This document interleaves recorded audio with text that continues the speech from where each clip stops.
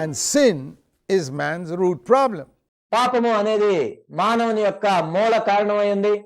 That's why the very first promise in the New Testament is, you shall call his name Jesus, because he's going to save his people from their sins. అందుకే క్రొత్త నిబంధనలో మొట్టమొదటి వాగ్దానం ఏమైనదంటే, తన ప్రజలను వారి పాపం నుండి ఆయనే రక్షించును గనుక ఆయనకు యేసు అని పేరు పెట్టుదువు. Now there's a difference between being saved from sin and having our sin forgiven. పాపం నుండి రక్షించబడటానికి, మన పాపము క్షమించబడటానికి తేడా ఉంది. A lot of believers have their sins forgiven. All believers, if they're really born again, their sins are forgiven. అనేక మంది విశ్వాసుల పాపములు క్షమించబడ్డాయి. వాళ్ళు నిజంగా తిరిగి జన్మించినట్లయితే వాళ్ళ పాపములన్నీ క్షమించబడ్డాయి. But you can't say that they have been saved from their sin. కానీ వారి పాపముల నుండి వారు రక్షించబడ్డారు అని నువ్వు చెప్పలేవు. See, for example, if I get angry, that's a sin. ఉదాహరణకు నేను కోపపడ్డాను అనుకోండి, అది పాపము. If I lust with my eyes, that's a sin. నా కంటితో మోహపు చూపులు చూసినట్లయితే అది పాపము. If I have bitterness against somebody, that's a sin. ఇతరుల మీద నేను పగబెట్టుకొని ఉన్నట్లయితే అది పాపము. I can confess these sins to God and say, Lord, I'm sorry I got angry.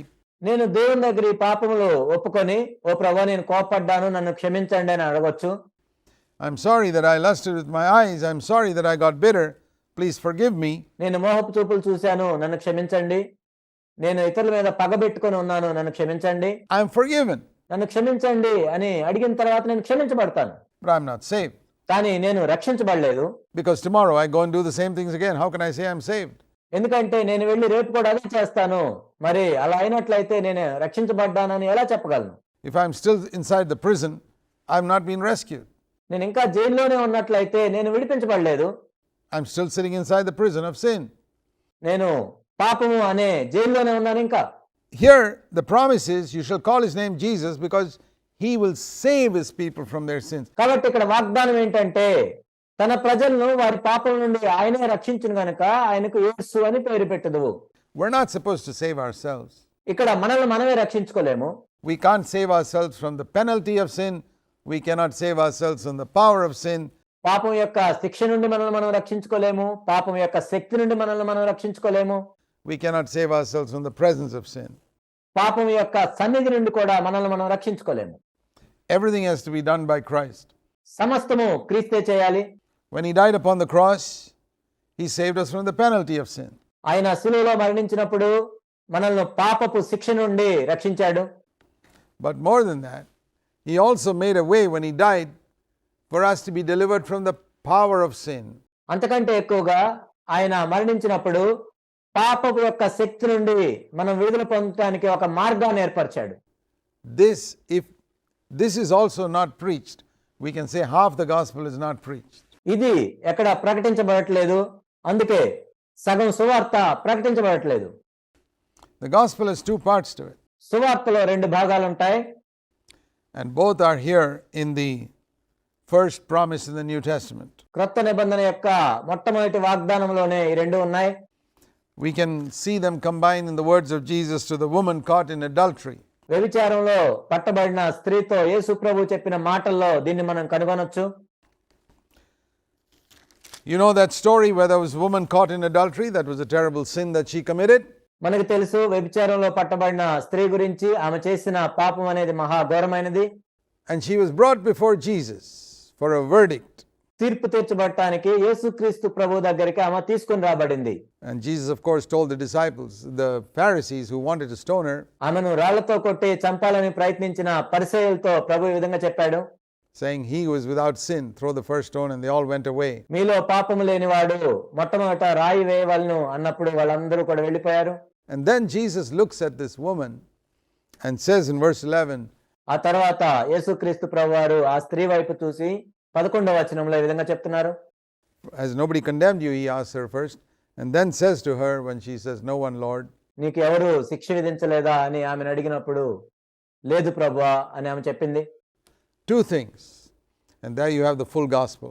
In one sentence, you have two things which are the full gospel. ఆయన ఒక్క మాటలో రెండు విషయాలు చెప్పారు, అదే సంపూర్ణ సువార్త. I do not condemn you. నేను కూడా నీకు శిక్ష విధించను. Now on, sin no more. ఇక వెళ్ళి పాపము చేయకుము. In those two statements, you have the full gospel. ఆ రెండు మాటల్లోనే మనకు సంపూర్ణ సువార్త ఉంది. I do not condemn you. నేను నీకు శిక్ష విధించను, In future, don't sin. భవిష్యత్తులో నీవు పాపము చేయొద్దు.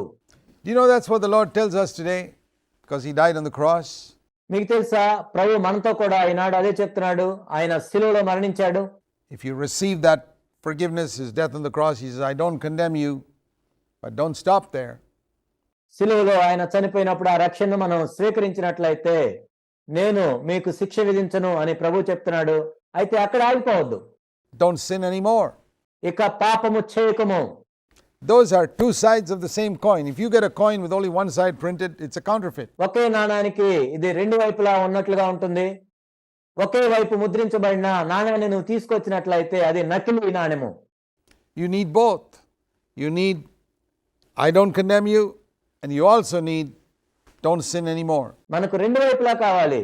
నేను నీకు శిక్ష విధించను, ఇక పాపము చేయకము.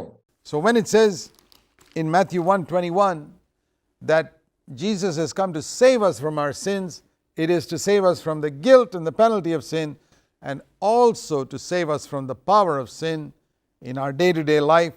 And one day when He comes back in glory, He will save us from the very presence of sin.